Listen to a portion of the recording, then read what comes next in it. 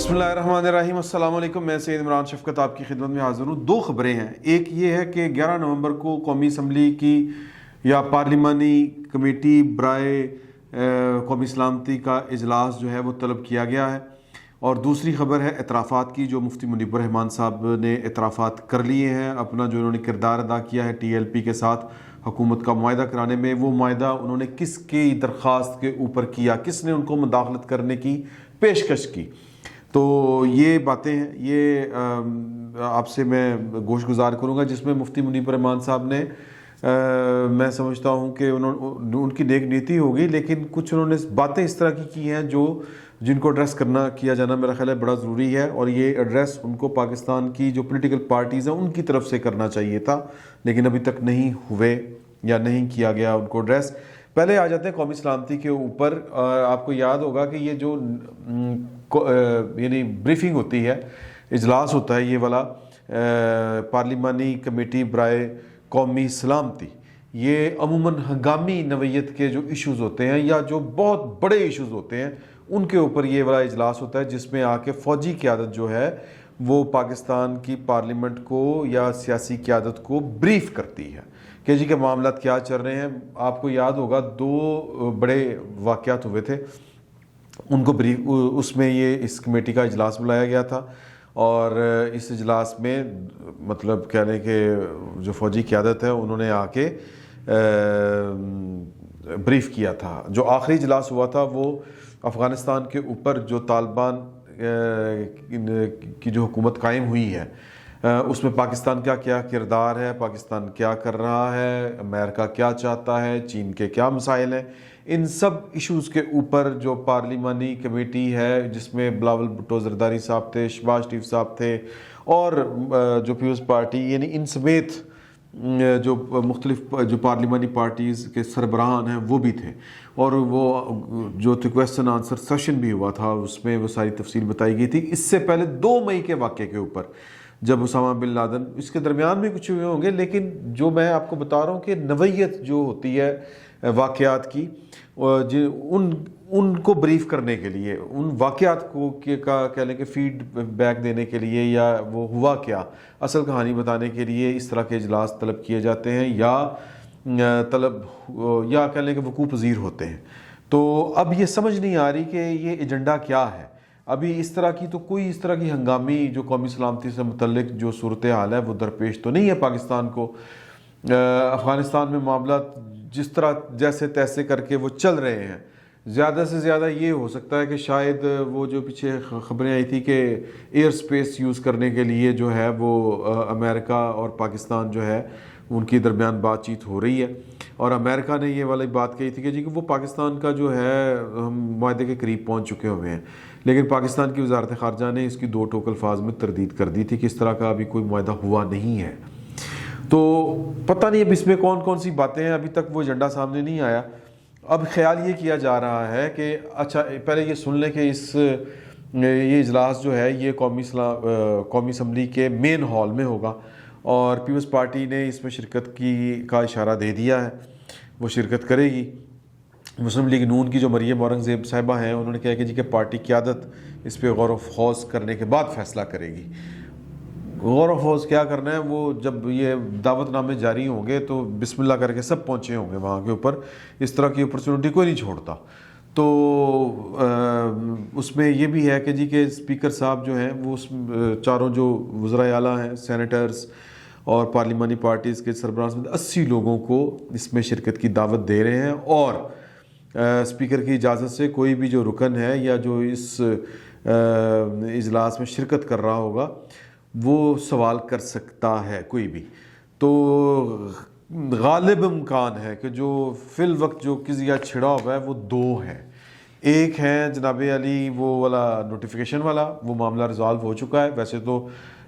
सारे मामले रिज़ॉल्व हो चुके हुए हैं, लेकिन इनके ऊपर बात हो सकती है कि जी वो नोटिफिकेशन क्या था, वो क्या बात थी, क्या नहीं थी। और दूसरी TLP के साथ क्या मुआहदा हुआ, किसने मुआहदा किया। और हुकूमत तो कुछ और चाह रही थी कि ठाठिया हो, और मतलब जिस तरह करके वो फुली इक्विप्ड और गोली मारने के ऑर्डर जो हुकूमत और वज़ीर आज़म साहब दे चुके थे, उन्होंने उससे यू टर्न किस तरह लिया।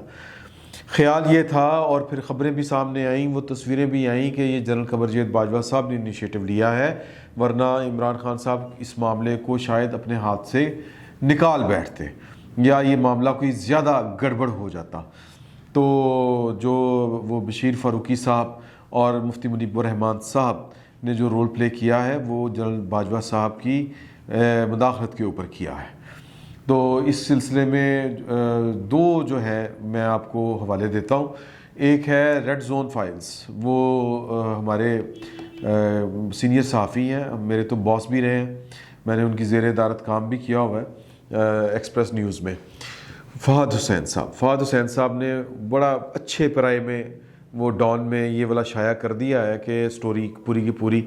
کہ جس میں انہوں نے نام تو نہیں لیا لیکن one of the main most powerful man, اس طرح کر کے انہوں نے ذکر کیا کہ انہوں نے ہی آرڈر ٹو ہز ایڈی، کہ انہوں نے اپنے متحد کو آرڈر دیا کہ جناب مفتی صاحب کو اسلام آباد بلایا جائے۔ تو پھر وہاں سے آگے وہ چل کے بتاتے ہیں کہ جی کہ یہ پنجاب میں ایک بڑی پارٹی تشکیل پانے جا رہی ہے، یا ایک بڑا رول مل رہا ہے اس کو ٹی ایل پی کو، اور اس قد کاٹ کی کوئی جو مذہبی تنظیم ہے یا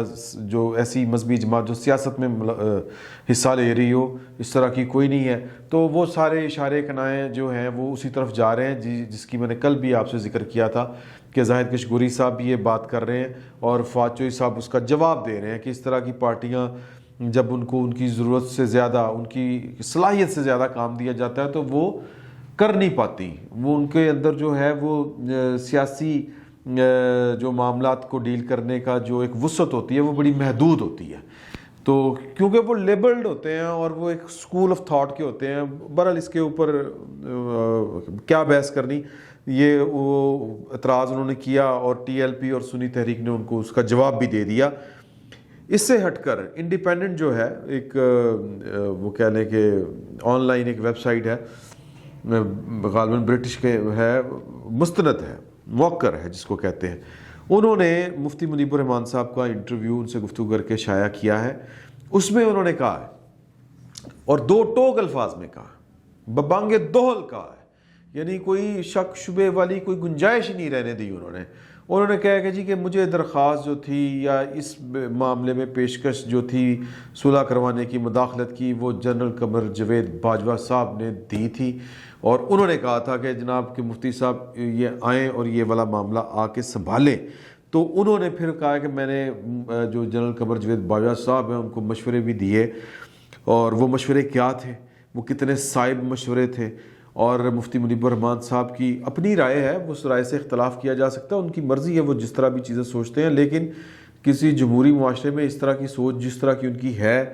وہ میرا نہیں خیال کہ ہونی چاہیے۔ میں ان کے ساتھ بڑے احترام کے ساتھ اختلاف کر رہا ہوں، اور میں ایک پیور جو کہتے ہیں کہ میں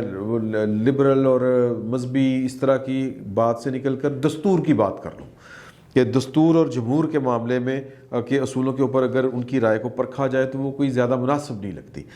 انہوں نے کہا کہ جی میں نے پہلی بات تو یہ ہے کہ میرا کوئی پولیٹیکل ایجنڈا نہیں تھا، نہ ہے، اور ٹی ایل پی کس سے اتحاد کرے گی کس سے نہیں کرے گی مینوں نہیں کو پتہ، میں نے تو صرف وہ امن و سلامتی کے لیے یہ والا کردار کیا، ملکی مفاد اور امن و استحکام کی خاطر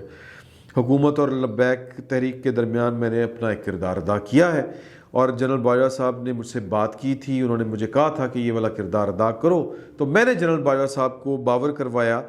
کہ جناب کہ آپ جانتے ہیں کہ جو سیاست دان ہوتے ہیں، میں کوٹ ان کوٹ بتا رہا ہوں جو انڈیپینڈنٹ نے لکھا ہے کہ سیاست دان، یعنی کہ باجوہ صاحب کو میں نے کہا کہ جنرل صاحب سیاست دان تو پتلی گلی سے نکل جاتے ہیں، لیکن آپ کا ادارہ فرنٹ لائن پر ہوگا اور آپ اس کے اثرات سے سروس کے دوران اور بعد میں بھی محفوظ نہیں رہیں گے۔ آگے چل کے وہ کہتے ہیں آج کم لوگ ہی جانتے ہیں کہ شوکت عزیز کوئی وزیر اعظم ہوا کرتے تھے، لیکن ہر ایک کو یاد ہے کہ جنرل پرویز مشرف کے حکم پر سانحہ لال مسجد ہوا۔ یہ انہوں نے بات کہی ہے، اور وہ یہ کہتے ہیں کہ جی کہ میں نے ان کو جنرل صاحب کو یہ بھی بات بھی کہی تھی کہ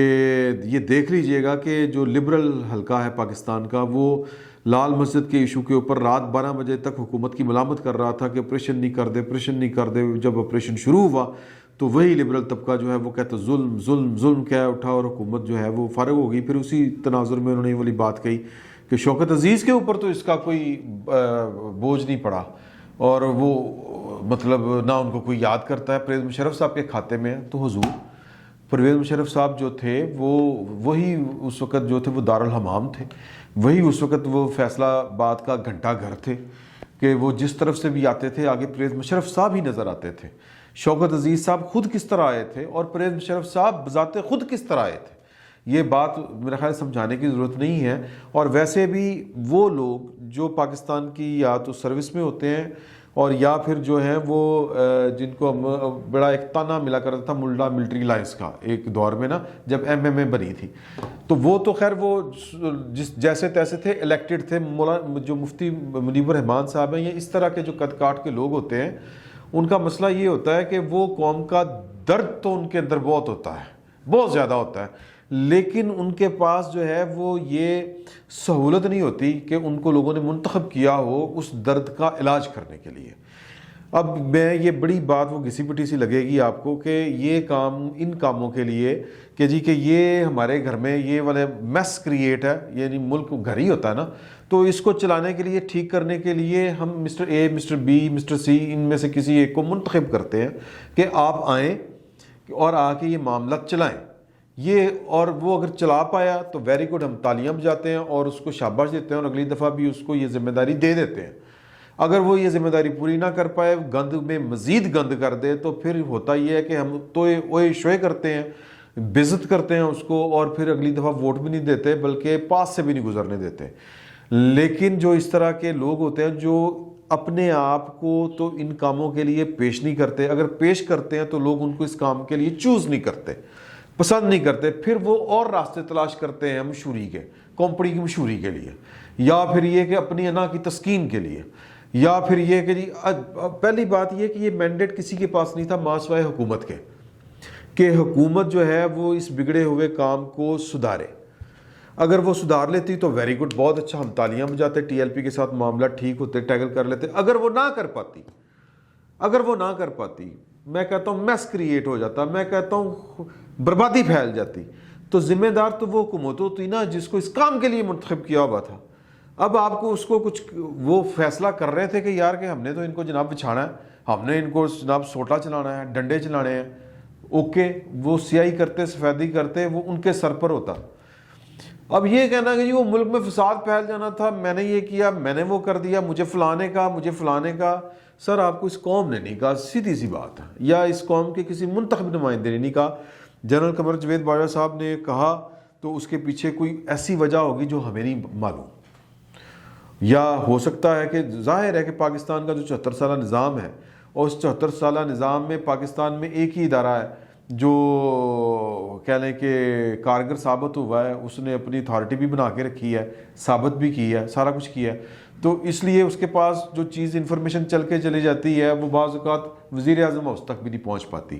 یا پھر ہمیں عادت پڑی ہوئی ہے بقول شخص سے کہ ہم ہر مشکل وقت میں یا ہر الٹے کام میں کہتے ہیں کہ یار وہ چونکہ بہت زیادہ طاقتور ہے وہی آ کے یہ والا کام ٹھیک کرے گا۔ تو اس لیے جنرل قمر جاوید باجوہ صاحب نے بھی اسی ایک جو 74 سالہ 70 سالہ جو بھی روایت پاکستان میں چلی آ رہی ہے اسی کے بہاؤ میں وہ انہوں نے یہ والا کام کر دیا، اپریشیٹیبل ہے، اوکے ٹھیک ہے، اگر مطلب لیکن اگر ہم بک کے مطابق چلیں، اصول کے مطابق چلیں، کہ وہ کہہ رہے ہیں کہ سیاستدان پتلی گلی سے نکل جاتے ہیں، کون سا سیاستدان پتلی گلی سے نکلا ہے، یہ مفتی منیب الرحمان صاحب جو ہے وہ دو ٹوک بتائیں۔ میرا یہ خیال ہے یہ عمران خان صاحب کی حکومت اور اس کے اوپر بد اعتمادی ہے، اور یہ اس مینڈیٹ کی توہین ہے۔ میں ذاتی طور پر بطور ایک صحافی یہ سمجھتا ہوں کہ جو پاکستان کے وزارت عظمیٰ کے اوپر بیٹھا ہوا ہے، میرے پاس یہ اختیار نہیں ہے کہ میں اس کو کہوں کہ یہ جناب کٹ پتلی ہے، یہ وہ ہے، یہ سیاستدان جانے، اس کے مخالف جانے اور وہ جانے۔ میں بطور صحافی، میں بطور ایک عام پاکستانی، میں یہ مجاز نہیں ہوں یہ بات کہنے کا کہ جی وہ تو جناب وہ تو جھوٹو جھوٹ چتالی، وہ جناب سلیکٹڈ الیکٹڈ، وہ کٹ پتلی، یہ میرے کہنے کے کام نہیں ہے۔ میں یہ سمجھتا ہوں کہ پاکستان کے دستور کے مطابق عمران خان صاحب نے پاکستان کے وزیر اعظم کا حلف اٹھایا ہوا ہے، اور وہ اس بات کے مجاز ہیں کہ وہ جس طرح چاہیں معاملات کو اپنی عقل فہم کے مطابق ڈیل کریں، اگر اچھا ڈیل کریں گے تو لوگوں سے شاباش حاصل کریں گے، اگلی حکومت حاصل کریں گے، پھر ووٹ ملیں گے، ان کی پارٹی چلتی رہے گی۔ اگر وہ کوئی گند کریں گے جس طرح کے وہ کر رہے ہیں، یہ میری اپنی رائے ہے اس کے اوپر، تو پھر وہ جناب لوگ ان کو ووٹ نہیں دیں گے. تو یہ جو جاب ہے، یہ میرا خیال ہے مفتی منیب الرحمان صاحب جیسے لوگوں کو نہیں چاہیے کہ یہ ایک منتخب حکومت سے اس کے فرائض جو ہیں وہ چھین لیں اور پھر وہ بعد میں کہے کہ جی سیاستدان تو پتلی گلی سے نکل جاتے ہو. کیڑا سیاستدان پتلی گلی سے نکلا ہے؟ سیاستدان کو تو پتلی گلی کی دیوار کے ساتھ لگا کے ہمیشہ مارا گیا ہے. تو عمران خان صاحب وہ تو ایک مطلب وہ دور پتہ نہیں کون سا تھا جب کہتے تھے کہ مجھے یہ کریں گے تو میں یہ کام نہیں کرنے دیں گے تو میں یہ کر دوں گا. میں اس طرح کا وزیر اعظم نہیں بننا چاہتا جس کو ایجنسیاں لے کے آئیں اور پھر اپنی مرضی کے فیصلے اس سے کروائیں. یہ وہ آن ریکارڈ کہا کرتے تھے. اب مفتی منیب الرحمان صاحب جیسے لوگ بھی کہ جو بیچارے مطلب مرہون منت ہوتے ہیں کسی حکومتی عہدیدار کے کہ ان کو رویت ہلال کمیٹی کا چیئرمین لگا دیں، یا جو اب رحمت اللہ عالمین اتھارٹی بنی ہے اس کے لیے وہ اپنی جو ہے وہ کینڈیڈیچر جو ہے وہ پیش کریں اندرون خانہ. یہ ساری سرگرمیاں کس لیے ہیں؟ اسی لیے ہے نا کوئی نہ کوئی جناب سرکاری گڈی مل جائے، ہری نمبر پلیٹ، جھنڈا، تو ان کی جو اتنی ہی بساط ہوتی ہے کہ کوئی حاکم وقت وہ جو ہے وہ مہربانی کی نظر سے دیکھے، کوئی نظر کرم کرے اور کوئی نہ کوئی عہدہ ہمیں مل جائے اور دال روٹی چلتی رہے. میں مفتی منیب الرحمان صاحب کی بڑی عزت کرتا ہوں ان کے ساتھ معذرت کے ساتھ، لیکن ان کے بیچاروں کی اتنی پسلی نہیں ہوتی کہ جناب یا پھر لوگ ان کو ووٹ ہی نہیں دیتے. ہم سے بات وہ کرے جو اس میدان کا کھلاڑی ہے. یہ سیاستدانوں کے اوپر تف وہ کرے جو سیاست کرتا ہے. سیاستدانوں کے اوپر لعنت وہ بھیجے جو سیاست کے میدان یا جس نے اپنی سروس پیش کی ہو، اپنے آپ کو پیش کیا ہو کہ میں اس ملک کے سارے کام ٹھیک کر دوں گا، اور وہ پیش کرنے کا طریقہ ہے دستور پاکستان. اپنی بڑاؤ جماعت، پولیٹیکل پارٹی اور اپنی کینڈیڈیچر شو کر دیں کہ جناب ہم بھی ایک پارٹی ہیں اور ہم اس ملک کے مسائل حل کر سکتے ہیں. یہ آپ کے جو مروجہ جو ہے نظام اور سیاسی پارٹیاں یہ مسئلے حل نہیں کر سکے. ہمارا ایجنڈا یہ ہے، ہمارا منشور یہ ہے، قوم کے سامنے پیش کریں. اگر آپ کے ایجنڈے میں اور منشور میں دم خم ہوگا لوگ آپ کو ووٹ دے دیں گے. ورنہ یہ جو ہے نا ڈرامے بازیاں یہ نہیں کرنی چاہیے. یہ 70 سال سے پاکستان کی سیاسی جماعتوں اور سیاستدانوں کے ساتھ یہی کچھ ہوتا آیا ہے، اور سیاستدان یہ خود کرواتے ہیں اپنے آپ کے ساتھ. کھلو جائیں یار کی ہوئے گا، مطلب حکومت ختم ہو جائے گی یا جو بھی ہوگا، تو یہ تخت جہاں پر ہوتا ہے تختہ اس کے پاس ہی ہوتا ہے. یہ تخت اور تختے کی کا کھیل ہے سارے کا سارا. تو تختے سے جتنی دیر بچتے رہیں گے تختہ آپ کے پیچھے پیچھے بھاگتا رہے گا. تو پوائنٹ اس میں یہ ہے، میں جو ایک خبر اور بھی ہے اور وہ خبر یہ ہے اور بڑی اہم خبر ہے، وہ مجھے شروع میں سوچ رہا تھا میں آپ کو دوں کہ نہ دوں. ایک خبر جو ہے وہ گردش کر رہی ہے. آپ کو یاد ہوگا کہ کوئی 2-3 سال پہلے ایک پروموشن ہوئی تھی، ایک اپوائنٹمنٹ ہوئی تھی، اور اس اپوائنٹمنٹ کے بعد اس پرسنالٹی کے اوپر اہم ہی سوال اٹھنا شروع ہو گئے تھے کہ جی اپنے عقائد بتائیں، آپ ہیں کون، کہاں سے آئے ہیں، اور شکوک و شبہات، لوگوں کے ایمان کے اوپر سوال اٹھانا میں سمجھتا ہوں کہ یہ بڑی زیادتی ہے. لیکن بہرحال اٹھایا گیا. پاکستان میں اب چلن ہی یہ ہے کہ ہر بندہ جس کی بات سمجھ میں نہ آئے، اے فلانا ہے، اے فلانا ہے، اے تے جناب مسلمان ہی نہیں ہے، انڈیا کا ایجنٹ ہے، یہ یہودی ہے، پچھوں یہودی ہے، یہودیوں کا ایجنٹ ہے. اس طرح کے یہاں پر جو تماشے ہوتے ہیں وہ تماشا ان صاحب کے ساتھ بھی کیا گیا. معاملہ انہوں نے جس طرح ٹیکل کیا سو کیا، جس طرح بھی کیا یہ آپ کے نالج میں ہے. اب یہ کہا جا رہا تھا کہ ٹی ایل پی جو ہے اس کو کوئی بندہ اپنے اشاروں پر نچا رہا ہے، کوئی اس کو کھلا رہا ہے، اور وہ کسی کے ڈھول کے اوپر ناچے گی، اور وہ جناب باہر نکلیں گے سعد رضوی صاحب تو ایک نیا شوشہ چھوڑ دیں گے کہ جی فلاں صاحب مسٹر اے عمران خان صاحب بتائیں کہ وہ جناب مسلمان ہے کہ نہیں ہے، یا فلاں صاحب بتائیں وہ مسلمان ہے کہ نہیں ہے، فلاں صاحب کا تو جناب ان کے جو رشتہ دار ہیں وہ تو یہ ہیں، تو تسی کیوں ایسا دسو. اب ایک یہ میس کریٹ کرنے جا رہے تھے. اور یہ بھی ایک اطلاع وہ میں نے آپ کو بتا چکا ہوں کہ ایک ان کے ذریعے ایک ایسا کام کیا جانے والا تھا کہ جی کہ پاکستان کی ریاست کو مطلب ایک خاص سیکٹ کی ریاست ڈکلیئر کیا جائے. اور یہ چونکہ پاکستان کی اکثریت جو ہے ٹی ایل پی وہ جن کو کہتی ہے کہ ہم ان کی نمائندہ جماعت ہے جس اسکول آف تھاٹ کی ان کی اکثریت ہے، تو اکثریت کو یہ سمجھانا کہ یہ اقلیت والوں نے حکومت بنائی ہوئی ہے، یہ پاکستان کے خلاف ایک خوفناک کھیل کھیلا جانا تھا جس کو بے اثر کیا گیا. عمران خان صاحب کا اپنا طریقہ تھا، باجوہ صاحب نے اپنا طریقہ اپنایا، دونوں نے ملک کی خدمت کی، لیکن بائی دا بک یہ عمران خان صاحب کا اختیار تھا، انہی کو یہ معاملہ ڈیل کرنا چاہیے تھا۔ اب وہ کلیم تو یہی کر رہے ہیں کہ انہوں نے کیا ہے، وہ ٹھیک ہے، لیکن جو باتیں سامنے آ رہی ہیں وہ آ رہی ہیں کہ یہ انہوں نے ڈیل نہیں کیا، وہ کسی اور طرح سے ڈیل کرنا چاہ رہے تھے۔ تو اتنی سی بات ہے کہ سادہ سی بات کہ پاکستان کی جو بھی گورنمنٹ ہو اس کو اس کا جو ڈیو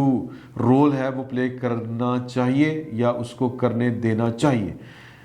وہ جانے اور عوام جانے۔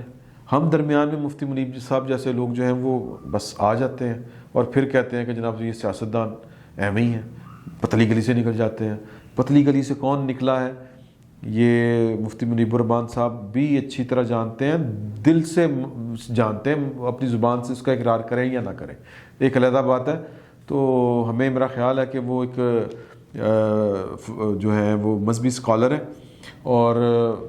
ان کو جو ہے وہ ذرا تھوڑی سی احتیاط کرنی چاہیے، یہی کہا جا سکتا ہے۔ فی الوقت اتنا ہی، بہت بہت شکریہ۔